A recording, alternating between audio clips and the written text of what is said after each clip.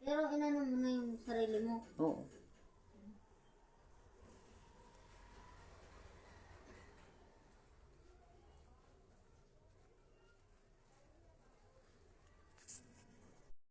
Nakatakda ang volume ng tawag sa telepono sa 100%.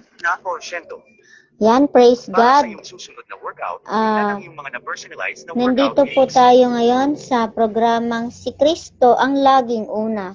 Tayo po ay manalangin, dakilang Diyos. Salamat po sa umagang ito, sa biyaya, sa katapatan at sa pagpapala. In Jesus' name I pray. Amen. Ang ating topic ay nagmula sa Colossus chapter 3, verse 1.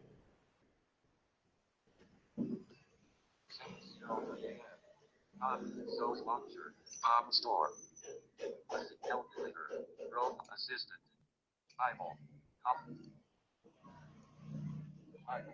20, button, Wallasak, gain, Colossus 3:1, Nakatakda, Bini a Kayong Muli Kasama, Ni Cristo, Kaya Sikapin, Ninyong Makamta Nanga, Bagay na Masalamjit Kun, Sam Narun Sai Cristo na, Nakabo sa Kanan NG Dios, ay bahagi.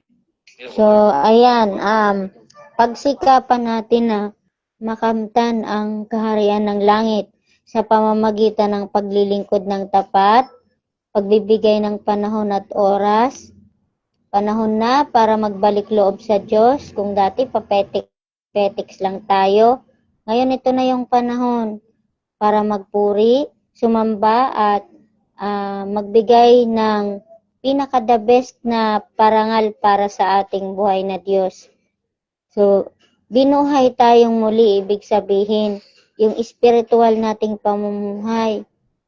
Binigyan niya tayo ng kalakasan upang maglingkod sa Kanya. Binigyan niya tayo ng kasiglahan para papurihan siya.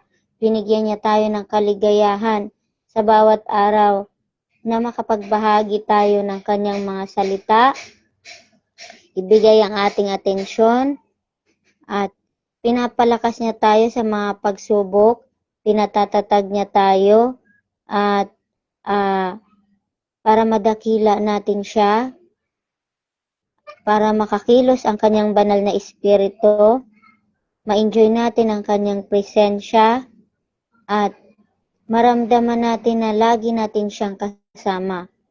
Kung nais natin makasama sa kaharian ng langit, dapat gawin natin lahat ng nais ng ating Panginoon. Ang sumunod sa Kanyang kalooban, yung tuparin yung ating mga promise sa Kanya na maglilingkod tayo ng tapat, hindi lang sa salita, kung hindi pati sa gawa. Maging positive tayo lagi na kaya nating magpuri, na kaya nating sumamba, kahit nga walang ilaw, no? Kahit minsan nagbra-brown out sa church, nagpupuri tayo, sumasamba tayo. Pero yung iba, makaranas lang ng matinding pagsubok, ayaw nang magpuri, ayaw nang magsimba, ayaw nang luwalhatiin ang kanyang Diyos na pinaglilingkuran. So, hindi po dapat ganon na nandun ka pa lang sa, pagpasok mo pa lang sa pintuan pa lang ng church ninyo, ay naku, matagal pa bang magsimula yung church service? May kadate pa ako eh. Ay, hindi ako dadalo ngayong Sunday kasi may outing kami ng aking mga kaibigan o ng aking mga katrabaho. Hindi ako mamaya dadalo sa online Bible study kasi mag-iinuman kami ng mga barkada ko.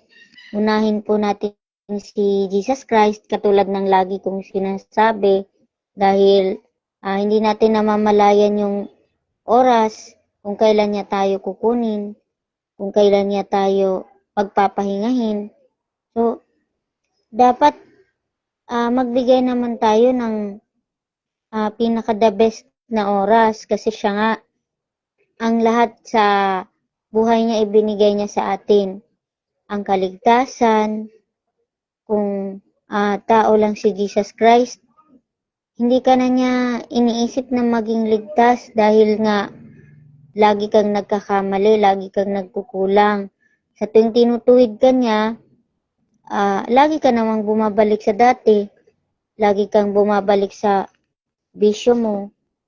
Ipinapagamit mo sa walang kapalarakang bagay ang iyong buhay.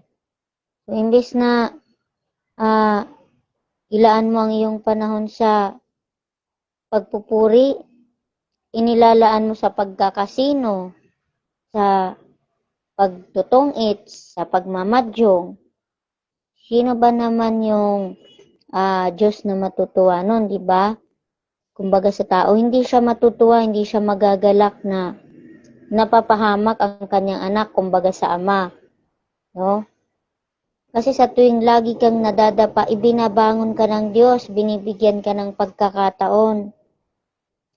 Isa lang naman ang hinihiling ng ating Panginoon. Ang pagsikapan natin na makamtan natin ang kanyang blessings na ibinibigay sa atin. So, si Brother Daryl, pagkukumpuni, di ko alam kung anong ginagawa, baka may i-share siya. Grabe ka na. Sabi ko, kumpuni. Ayan. Tama, no? Maging wise tayo sa lahat ng bagay na may kinalaman sa ating Panginoon. Huwag natin gamitin yung utak natin sa kung ano-anong bagay na hindi naman related kay Kristo. Kasi malapit na, kapatid. Malapit na. Hindi lang natin alam kung kailan babalik ang Panginoon, pero malapit na. Huwag na po tayo magpatumpik-tumpik pa. Gawin na natin yung dapat natin gawin habang may panahon pa. Kasi kapag nahuli ka, matutulad ka dan sa parabola ni Kristo na yung limang babaeng hangal, hindi na sila nakapasok sa venue ng kasal kasi dumating na yung bridegroom, wala na. Hindi na sila nakaabot. Hindi nakapaghanda ng langis. Yes, hindi na nakapaghanda ng oil. Samantala yung mga wise women, sila yung handa. Hinihingaan pa nga sila ng yung mga hangal na dalaga, di ba? Hinihingaan sila ng oil. Wala nang maibibigay kasi wala daw extra. Kasi sabi niya, ang dami natin, 10 tayo. Kumbaga sa tao, no? Sinasabi nila na, bili muna kayo kasi baka kulangin sa atin to. Ang ibig lang sabihin nito, dapat meron tayong sariling oil. Kapag ganyan na kakailanganin natin, hindi na tayo manghihiram sa iba. Spiritual oil. No? Kailangan laging handa yung oil natin. Kasi paano natin mailalagay sa lampara natin kung konti na lang yun? Hindi ba pag birthday natin, grabe tayo makapaghanda, di ba? Kahit wala kang inaasahang bisita, ang mga pagkain mo, bongga. Di ba, kapatid? Amen. Pasko, New Year, Tingnan mo. wedding celebration, maraming celebration na gustong-gusto ng tao. Kaya, pagka kinabukasan, Pagod. marami ng utang. Yun. Marami ka ng babayaran. Kaya, dapat unahin natin lagi ang Diyos. Unahin natin ang mamuhay sa kabanalan, sa katuwiran ng ating Panginoon. Let us pray. Lord, salamat po sa umagang at sa paalala na taglayin ka namin sa buhay namin. Nawa sa buong araw na ito, pagpalain nyo kami financially and spiritually. Nawa yung mga papasok pa lamang sa kanilang mga paaralan ay maging safe sila, including yung mga teachers. Maging safe nawa sila sa pag-travels papunta sa kanilang mga paaralan. And sa buong maghapong ito, sinusurrender po namin sa inyo ang lahat. At patuloy niyo po kaming samahan sa anumang pagsubok na maaari namin pagdaanan. In Jesus' name we pray. Amen and amen. Tandaan, Si Kristo ang laging una. kapag inuna si Kristo, Tayo ay lalago. God bless. God bless and everyone keep safe. and keep safe. Happy Wednesday po sa ating lahat. O ba't parang nangihina ka, brother? Pasaway ka. Bumalik. Button. Window na button. 10 metro 6s 816 millisecond. Bumalik. 10 metro. Bumalik. Gusto mo bang mag... Tapusin.